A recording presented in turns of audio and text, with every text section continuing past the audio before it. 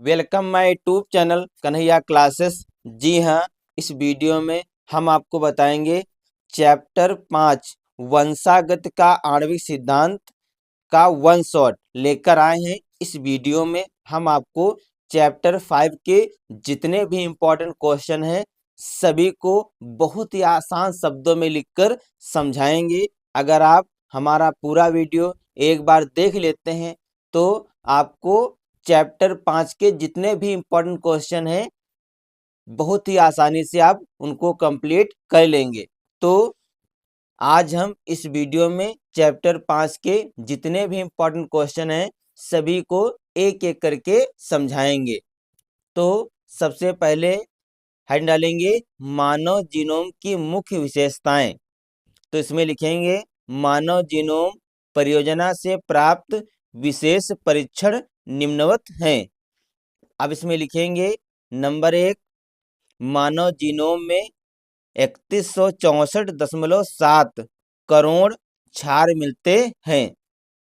यानी कि जो मानव जीनोम है इसमें 3164.7 करोड़ क्षार मिलते हैं।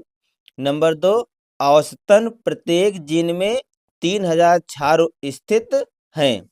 फिर लिखेंगे नंबर 3, खोजी गई 50% से अधिक जीन के कार्य के बारे में जानकारी प्राप्त है। फिर लिखेंगे नंबर 4, 2% से कम जीनोम प्रोटीन का कूट लेखन करते हैं। नंबर 5, मानव जीनोम के बहुत बड़े भाग का निर्माण पुनरावृत्ति अनुक्रम द्वारा होता है। फिर नंबर 6, जीन की संख्या 30,000 है जो पहले की अनुमानित संख्या 80,000 तथा 1,40,000 से काफ़ी कम है। तो हमने आपको बताया कि मानव जीनोम की मुख्य विशेषताएं। इसी प्रकार हम एक एक करके सभी क्वेश्चन के आंसर आपको बहुत ही आसान शब्दों में लिखकर समझाएंगे। इस वीडियो में आपको बताएंगे कि डीएनए और आरएनए में अंतर। ये जो क्वेश्चन है बहुत ही इम्पोर्टेंट है और परीक्षा में हर वर्ष पूछा जाता है, इसलिए सभी बच्चे इस प्रश्न को अवश्य तैयार कर लेंगे। तो आज हम आपको इस वीडियो में बहुत ही आसान शब्दों में बताएंगे। तो हेडिंग डालेंगे डीएनए और आरएनए में अंतर। अब बीच में एक लाइन खींच लेंगे, एक तरफ लिखेंगे डीएनए और दूसरी तरफ लिखेंगे आरएनए। अब डीएनए की तरफ लिखेंगे नंबर 1, डीएनए में डीऑक्सीराइबोज शर्करा होती है। यानी जो डीएनए है इसमें डीएनए में डीऑक्सीराइबोज शर्करा होती है। अब आरएनए की तरफ लिखेंगे नंबर 1, तो इसमें लिखेंगे आरएनए में राइबोज शर्करा होती है। यानी जो आरएनए है इसमें राइबोज शर्करा होती है। अब लिखेंगे डीएनए की तरफ नंबर 2, तो इसमें लिखेंगे थायमीन नाइट्रोजन बेस होता है। अब आरएनए की तरफ लिखेंगे नंबर 2, थायमीन के स्थान पर यूरेसिल नाइट्रोजन बेस होता है। यानी कि जो आरएनए है इसमें क्या होता है, थायमीन के स्थान पर यूरेसिल नाइट्रोजन बेस होता है। अब लिखेंगे नंबर 3, इसमें लिखेंगे यह प्रमुख आनुवांशिक पदार्थ है। अब आरएनए की तरफ लिखेंगे नंबर 3, यह कुछ विषाणुओं का आनुवांशिक पदार्थ होता है। यानी कि जो आरएनए है ये कुछ विषाणुओं का ही आनुवांशिक पदार्थ होता है। अब डीएनए की तरफ लिखेंगे नंबर 4, डीएनए से आरएनए का निर्माण होता है। यानी जो डीएनए है डीएनए से ही आरएनए का निर्माण होता है। अब आरएनए की तरफ लिखेंगे नंबर 4, कुछ विषाणुओं में ही डीएनए से आरएनए का निर्माण होता है। यानी कि कुछ ही विषाणु होते हैं जिनसे आरएनए से डीएनए का निर्माण होता है। अब डीएनए की तरफ लिखेंगे नंबर 5, यह केंद्रक में पाया जाता है। यानी जो डीएनए है वो केंद्रक में पाया जाता है।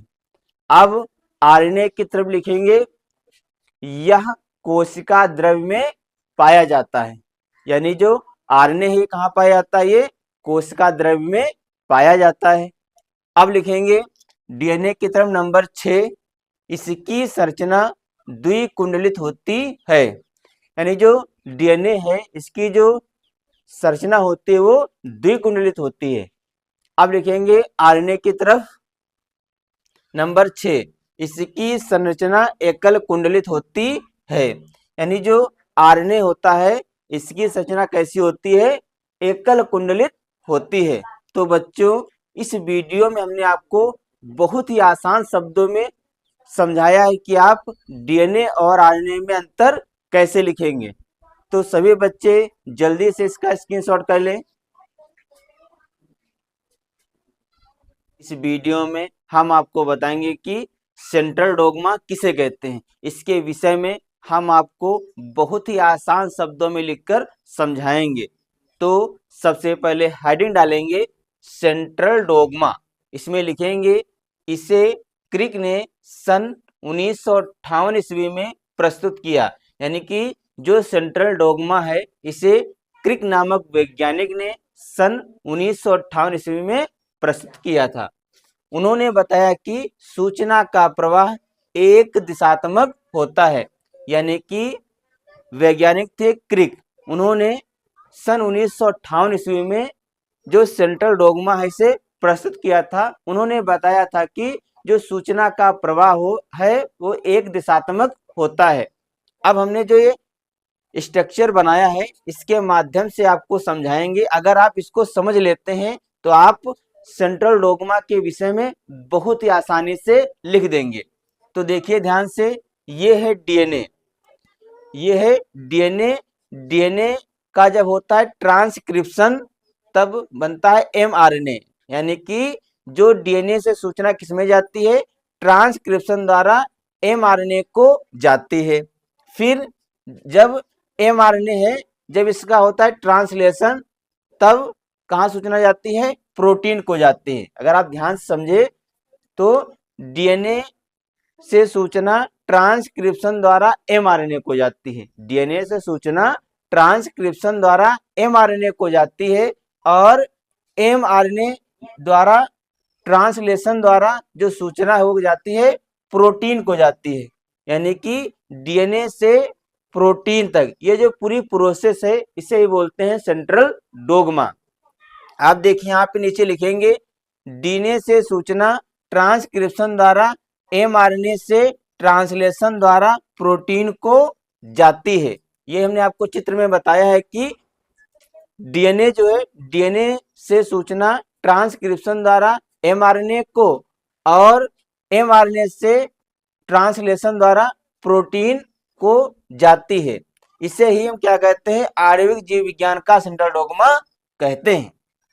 एक बार हम आपको फिर से जो हमने स्ट्रक्चर बनाया इसके माध्यम से आपको समझा देते हैं ताकि आप सेंट्रल डोग्मा के विषय में बहुत ही आसानी से लिख दें। तो डीएनए से सूचना ट्रांसक्रिप्शन द्वारा एमआरएनए को जाती है, फिर एमआरएनए से ट्रांसलेशन द्वारा सूचना प्रोटीन को जाती है। यही पूरी प्रोसेस जो है सेंट्रल डोग्मा कहलाती है। फिर इसके नीचे आप लिखेंगे डीएनए से सूचना ट्रांसक्रिप्शन द्वारा एमआरएनए से ट्रांसलेशन द्वारा प्रोटीन को जाती है। इसे ही आणविक जीव विज्ञान का सेंट्रल डोग्मा कहते हैं। अब हम आपको बताएंगे कि रिवर्स डोग्मा किसे कहते हैं।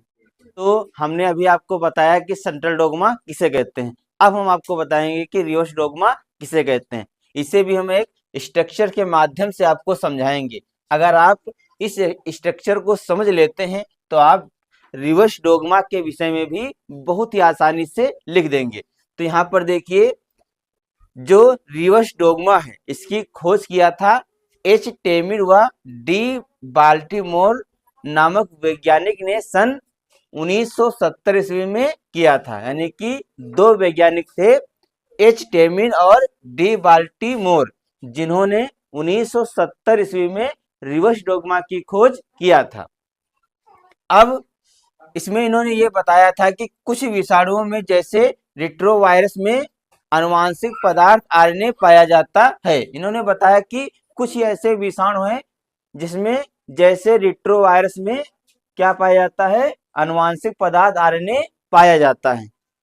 अब इसके आगे लिखेंगे इन विषाणुओं में रिवर्स ट्रांसक्रिप्शन एंजाइम द्वारा आरएनए से डीएनए का संश्लेषण होता है। तो अब स्ट्रक्चर में देखिए, यहाँ पर रिवर्स ट्रांसक्रिप्टेज द्वारा आरएनए से डीएनए का संश्लेषण होता है। किसके द्वारा होता है? रिवर्स ट्रांसक्रिप्टेज से आरएनए से डीएनए का संश्लेषण होता है। इसके बाद क्या होता है, फिर डीएनए का क्या होता है, ट्रांसक्रिप्शन। जब डीएनए का ट्रांसक्रिप्शन होता है तब एमआरएनए का संश्लेषण होता है। उसके बाद जब एमआरएनए का ट्रांसलेशन होता है तब प्रोटीन का संश्लेषण होता है। फिर से आप ध्यान से इस स्ट्रक्चर को समझिए, यानी कि रिवर्स ट्रांसक्रिप्टेज से आरएनए से डीएनए का संश्लेषण होता है और फिर डीएनए का ट्रांसक्रिप्शन होता है तब एमआरएनए का संश्लेषण होता है और जब एमआरएनए का ट्रांसलेशन होता है तब प्रोटीन का संश्लेषण होता है। इस पूरी प्रोसेस को हम क्या कहते हैं, रिवर्स डोग्मा। यही हमने लिखा है कि इन विषाणुओं में रिवर्स ट्रांसक्रिप्टेज एंजाइम द्वारा आरएनए से डीएनए का संश्लेषण होता है, पुनः डीएनए से एमआरएनए का संश्लेषण ट्रांसक्रिप्शन द्वारा होता है। फिर लिखा है एमआरएनए से ट्रांसलेशन द्वारा प्रोटीन का संश्लेषण होता है। इस प्रकार से रिट्रोवायरस में सूचना का प्रवाह विपरीत दिशा में होता है। इससे ही रिवर्स डोग्मा। इस वीडियो में हम आपको बताएंगे कि डीएनए की संरचना, इसके विषय में आप कैसे लिखेंगे। इस वीडियो में हम आपको चित्र के माध्यम से समझाएंगे। अगर आप हमारा पूरा वीडियो एक बार देख लेते हैं तो आप बहुत ही आसानी से डीएनए की संरचना के विषय में लिख देंगे। ये जो प्रश्न है बहुत ही इम्पोर्टेंट है और परीक्षा में हर वर्ष पूछा जाता है। तो इसमें सबसे पहले हेडिंग डालेंगे डीएनए की संरचना। इसमें लिखेंगे डीएनए की संरचना का अध्ययन वाटसन तथा क्रिक ने 1953 ईस्वी में प्रस्तुत किया। यानी कि दो वैज्ञानिक थे, वाटसन और क्रिक। उन्होंने 1953 ईस्वी में डीएनए की संरचना का अध्ययन किया था और उसे प्रस्तुत किया था। इसके बाद लिखेंगे इस कार्य के लिए उन्हें 1962 ईस्वी में नोबेल पुरस्कार से सम्मानित किया गया। यानी कि जो वाटसन और क्रिक दो वैज्ञानिक थे, उन्होंने 1953 ईस्वी में डीएनए की संरचना का अध्ययन किया और उसे प्रस्तुत किया। इस कार्य के लिए उन्हें 1962 ईस्वी में नोबेल पुरस्कार से सम्मानित किया गया था। अब इसके आगे लिखेंगे प्रत्येक डीएनए अणु 3 प्रमुख घटकों से बना होता है। यानी कि जितने भी डीएनए अणु है वो 3 घटकों से मिलकर बने होते हैं।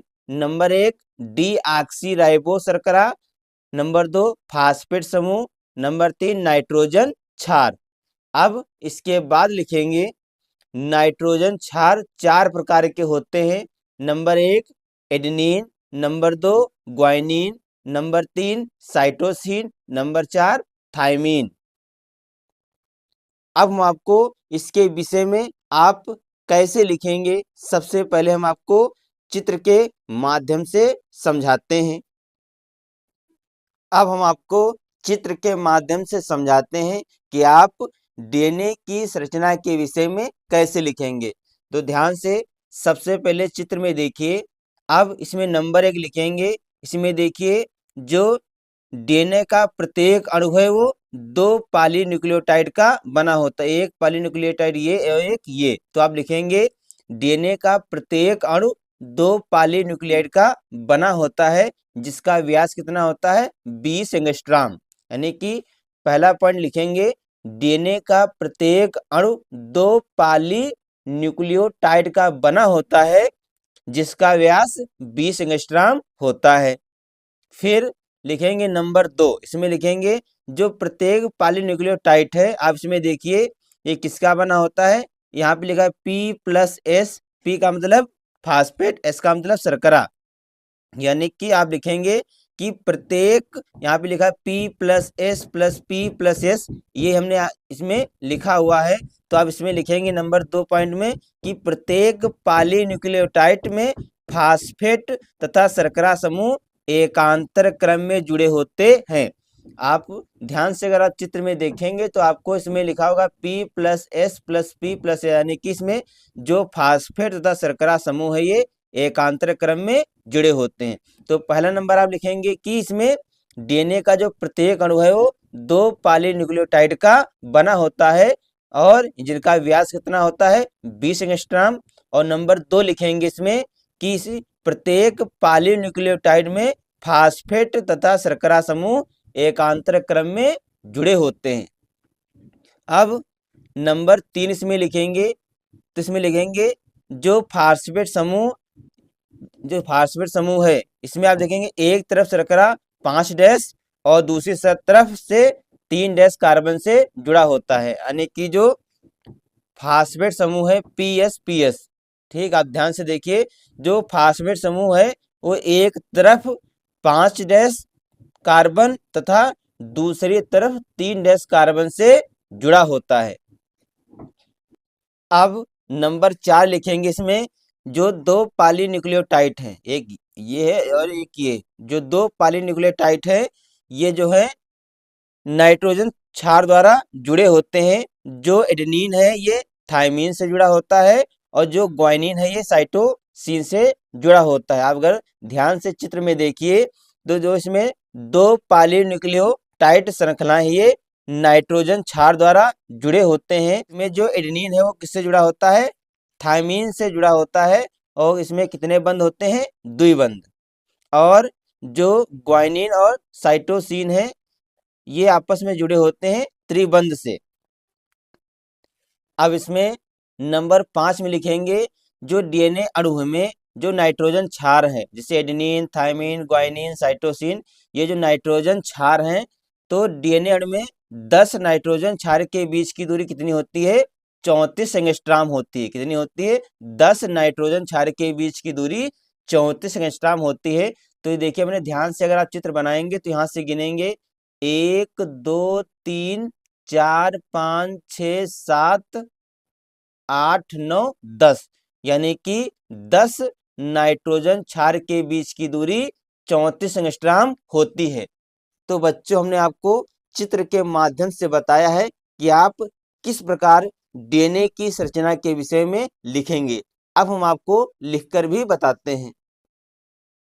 अब इसमें लिखेंगे नंबर 1, डीएनए का प्रत्येक अणु 2 पॉलीन्यूक्लियोटाइड का बना होता है जिसका व्यास 20 एंगस्ट्रॉम होता है। अभी हमने आपको चित्र में बताया है कि जो डीएनए का प्रत्येक अणु है वो 2 पॉलीन्यूक्लियोटाइड का बना होता है जिसका व्यास कितना होता है, 20 एंगस्ट्रॉम होता है। फिर लिखेंगे नंबर 2, प्रत्येक पॉलीन्यूक्लियोटाइड में फास्फेट तथा शर्करा समूह एकांतर क्रम में जुड़े होते हैं। आप चित्र में देखिए, इसमें लिखा है P+S+P, यानी कि जो फास्फेट और शर्करा समूह है किस क्रम में जुड़े हैं, ये एकांतर क्रम में जुड़े हैं। ये हमने आपको बताया। आप लिखेंगे कि प्रत्येक पॉलीन्यूक्लियोटाइड में फास्फेट तथा शर्करा समूह एकांतर क्रम में जुड़े हैं। नंबर 3 इसमें लिखेंगे फास्फेट समूह एक तरफ की शर्करा की 5 डैश कार्बन तथा दूसरी तरफ के 3 डैश कार्बन से जुड़ा होता है।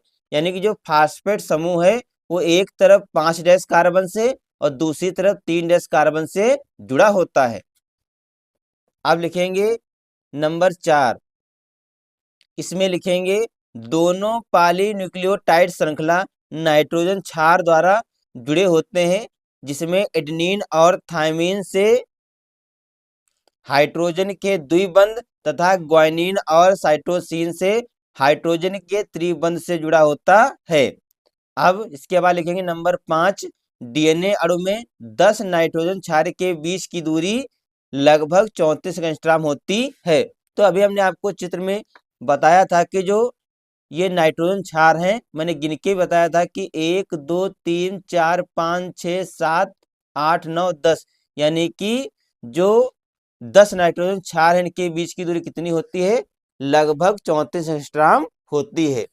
तो बच्चों, इस वीडियो में हमने आपको बहुत ही आसान शब्दों में लिखकर समझाया है कि डीएनए की संरचना के विषय में आप कैसे लिखेंगे। तो बच्चों, अगर हमारा वीडियो ये आपको अच्छा लगे तो इसे लाइक, शेयर और सब्सक्राइब जरूर करें। जी हाँ, इस वीडियो में हम आपको बताएंगे कि आनुवांशिक कूट किसे कहते हैं और इसकी विशेषताएं, इसके विषय में आप कैसे लिखेंगे। इस वीडियो में हम आपको बहुत ही आसान शब्दों में लिखकर समझाएंगे। तो इसमें सबसे पहले हेडिंग डालेंगे आनुवांशिक कूट। इसमें लिखेंगे आनुवांशिक कूट नाइट्रोजन क्षारों का वह अनुक्रम होता है जिसमें प्रोटीन अणु के संश्लेषण की सूचना उपस्थित होती है। यानी कि जो आनुवांशिक कूट है इसमें नाइट्रोजन क्षारों का वह अनुक्रम होता है जिसमें प्रोटीन अणु के संश्लेषण की सूचना मौजूद होती है या उपस्थित होती है। आनुवांशिक कूट या जेनेटिक कोड कहलाता है। इसके बाद इसमें लिखेंगे सर्वप्रथम इसकी खोज हरगोविंद खुराना तथा नीरेन वर्ग और सर्वप्रथम उनके साथियों ने की थी। यानी कि जो आनुवांशिक कूट है इसकी खोज सबसे पहले हरगोविंद खुराना तथा नीरेन वर्ग ने सर्वप्रथम किया था, उनके साथ उनके साथी भी थे। इसके बाद लिखेंगे इनके अनुसार सभी प्रोटीन के निर्माण के लिए 64 प्रकार के कोडान पाए जाते हैं। फिर लिखेंगे जिसमें 3 प्रकार के, यानी कि यहाँ पर कोडोन लिखा है, यहाँ पे क्या होगा?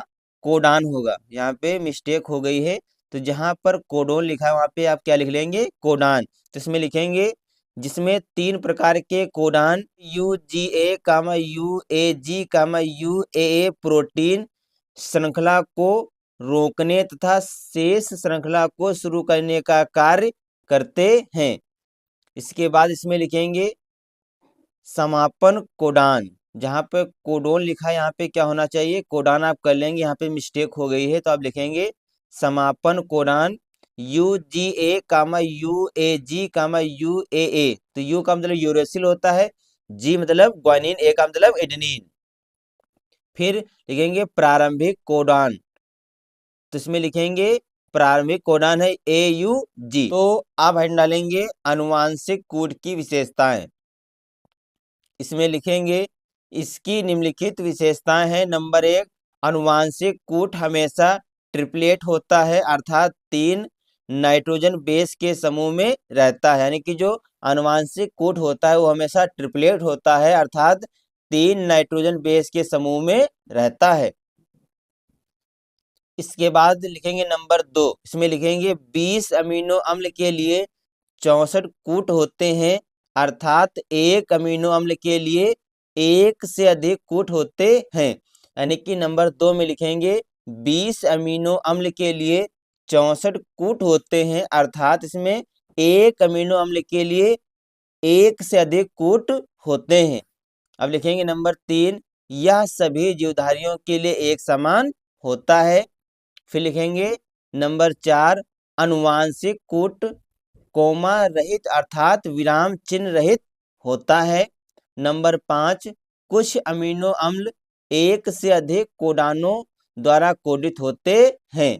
तो बच्चों, इस वीडियो में हमने आपको बताया कि आनुवांशिक कूट किसे कहते हैं और आनुवांशिक कूट की विशेषताएं, इसके विषय में हमने आपको बहुत ही आसान शब्दों में लिखकर समझाया है। जी हाँ, इस वीडियो में हम आपको बताएंगे कि आरएनए के प्रकार, इसके विषय में हम आपको बताएंगे कि आरएनए कितने प्रकार के होते हैं और आरएनए 3 प्रकार के होते हैं, संदेहवाहक आरएनए, स्थानांतरण आरएनए और राइबोसोमल आरएनए।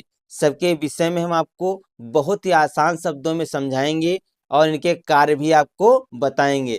तो सबसे पहले हेड डालेंगे आरएनए के प्रकार। इसमें लिखेंगे आरएनए 3 प्रकार के होते हैं।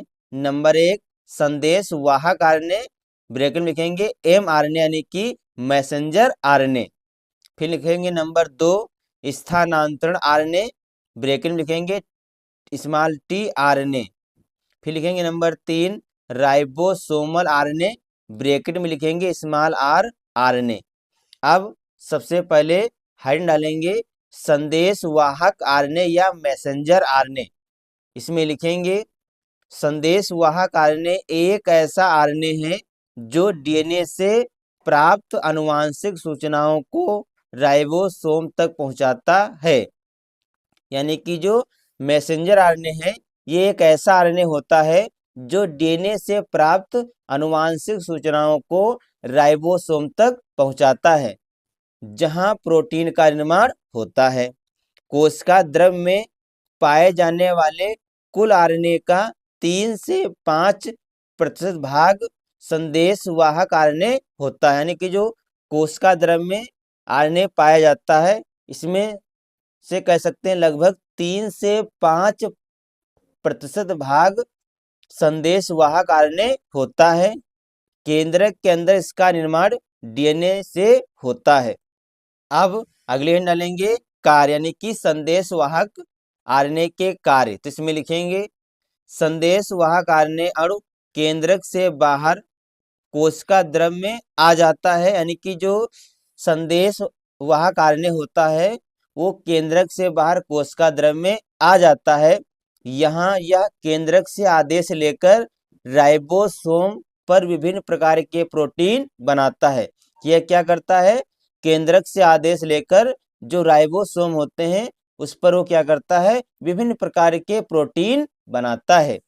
यह कार्य जो है मैसेंजर आरएनए करता है।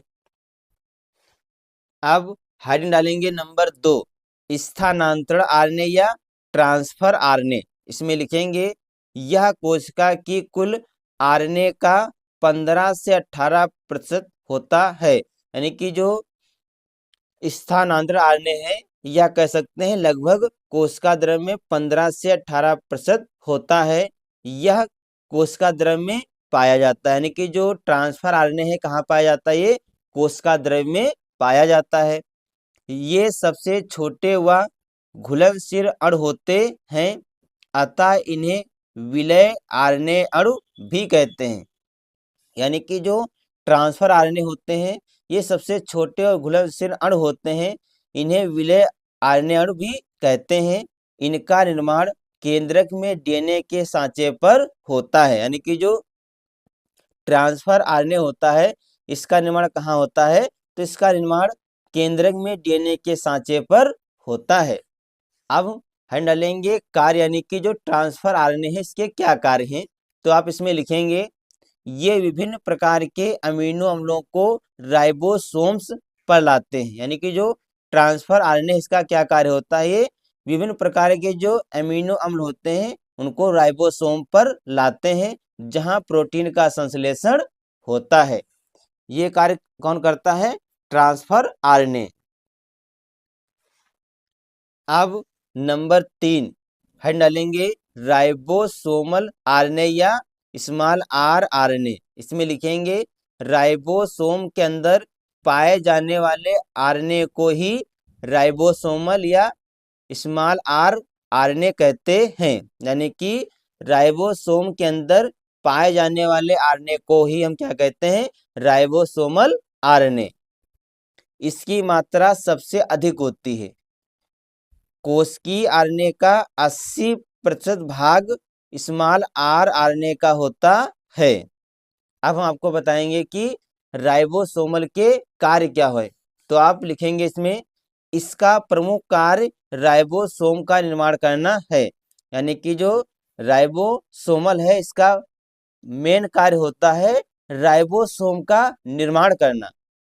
यह प्रोटीन संश्लेषण में सहायता करता है। यानी कि इसका प्रमुख कार्य होता है ये राइबोसोम का निर्माण करता है और साथ में क्या करता है, प्रोटीन संश्लेषण में भी सहायता करता है। तो बच्चों इस वीडियो में हमने आपको बताया कि आरएनए कितने प्रकार के होते हैं और इनके क्या क्या कार्य हैं, इसके विषय में आप कैसे लिखेंगे। इस वीडियो में हमने आपको बहुत ही आसान शब्दों में लिखकर समझाया है। इस वीडियो में हम आपको बताएंगे कि डीएनए का द्विगुणन किसे कहते हैं, आप इसके विषय में कैसे लिखेंगे, इस वीडियो में हम आपको बहुत ही आसान शब्दों में लिखकर समझाएंगे। तो सबसे पहले हम डालेंगे डीएनए का द्विगुणन, इसमें लिखेंगे प्रत्येक कोश का विभाजन से पहले इसके डीएनए अणुओं के दो संतत कोशिकाओं में जाने के लिए एक जैसी प्रतिलिपियों में बंटना ही डीएनए अणुओं का द्विगुणन कहलाता है। यानी कि डीएनए का द्विगुणन किसे कहते हैं, तो आप इसमें लिखेंगे कि प्रत्येक कोशिका विभाजन से पहले ही डीएनए अणुओं के दो संतत कोशिकाओं में जाने के लिए एक जैसी प्रतिलिपियों में बंटना ही डीएनए का द्विगुणन कहलाता है। फिर लिखेंगे डीएनए के द्विगुणन को निम्नलिखित चरण में बांट सकते हैं। इसमें सबसे पहले हम डालेंगे डीएनए अणुओं के पराकुंडलों का आकुंडलन एवं पुनर्कुंडलन। तो इसमें लिखेंगे डीएनए अणुओं के पराकुंडलन एवं आकुंडलन का नियमन कुछ विशेष एंजाइम करते हैं। यानी कि जो डीएनए अणुओं के पराकुंडलन है और आकुंडलन, इनका नियमन कुछ विशेष एंजाइम करते हैं, जिन्हें टोपोआइसोमरेज कहते हैं।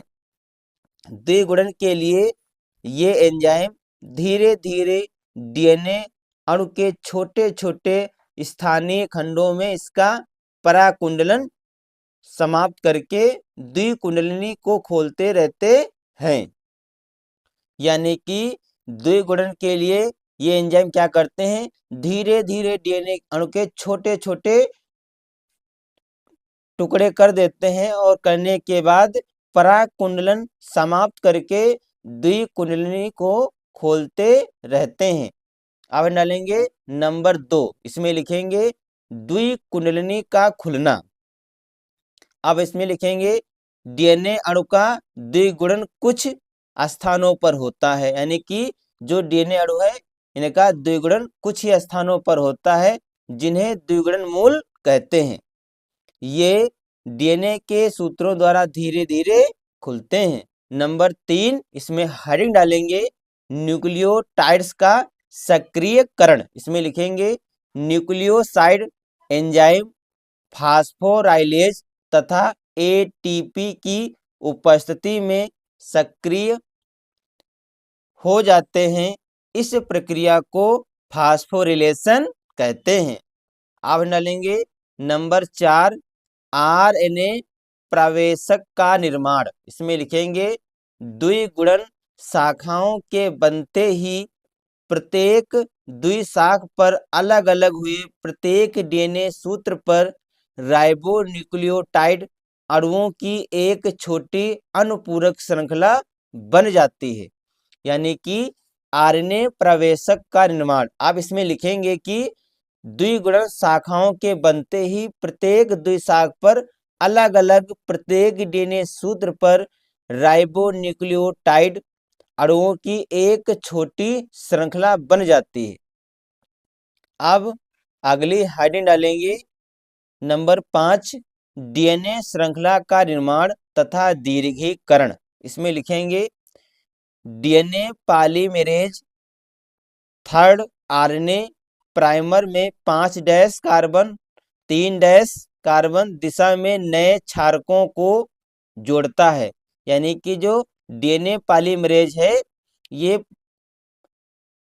थर्ड आरएनए प्राइमर में 5' से 3' दिशा में नए क्षारकों को जोड़ता है।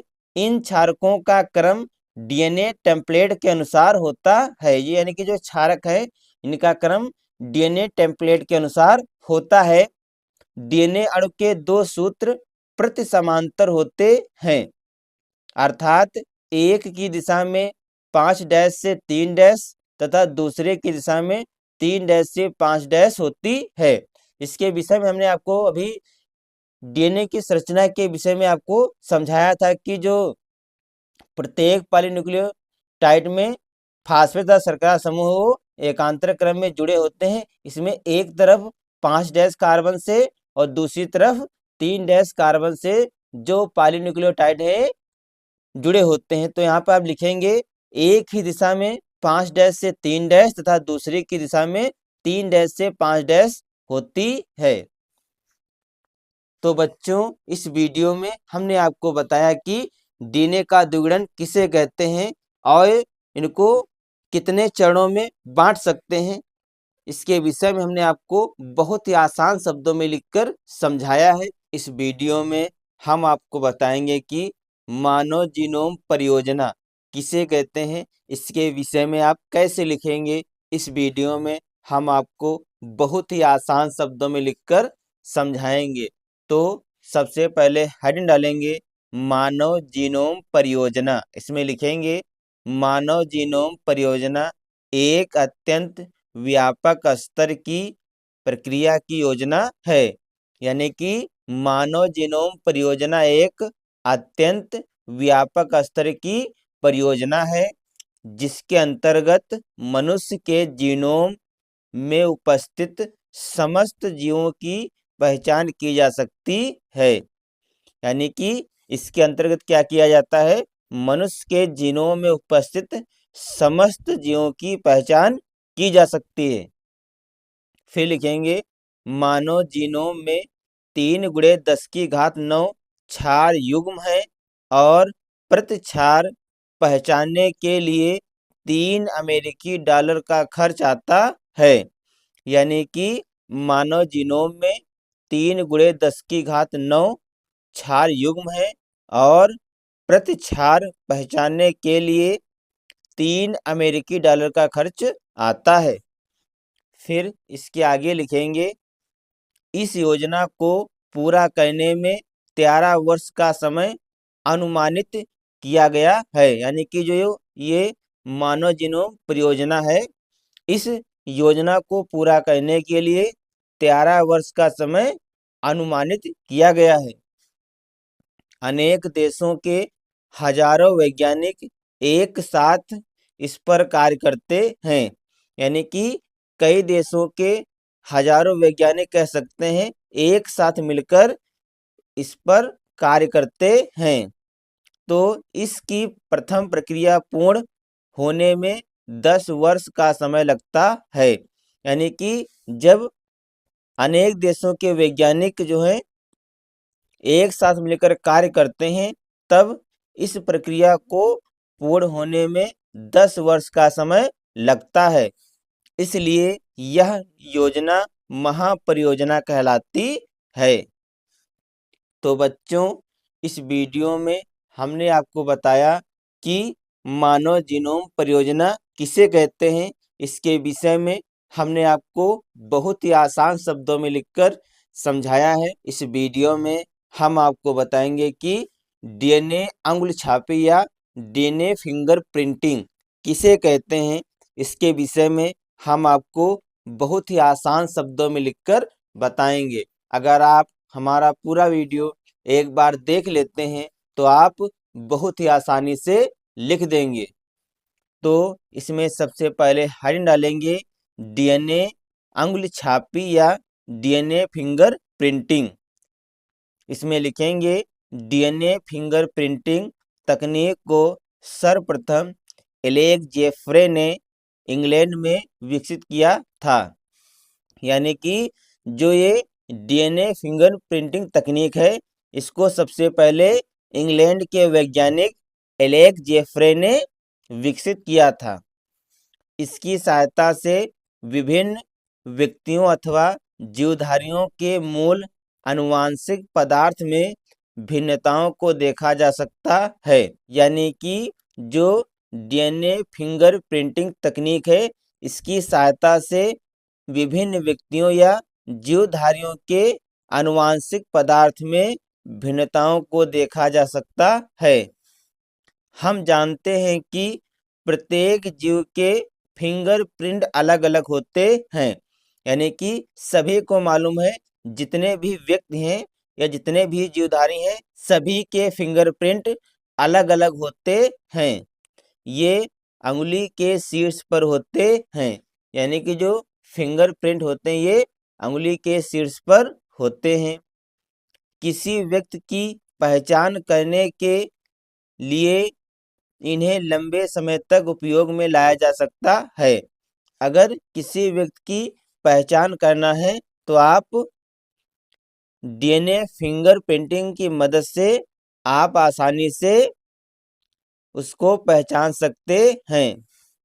अतः वर्तमान में व्यक्ति की पहचान के लिए डीएनए फिंगरप्रिंट काम में लेते हैं। फिर इसके आगे लिखेंगे, इन्हें शल्य चिकित्सा द्वारा परिवर्तित किया जा सकता है, जिस कारण इसे डीएनए फिंगरप्रिंटिंग भी कहते हैं।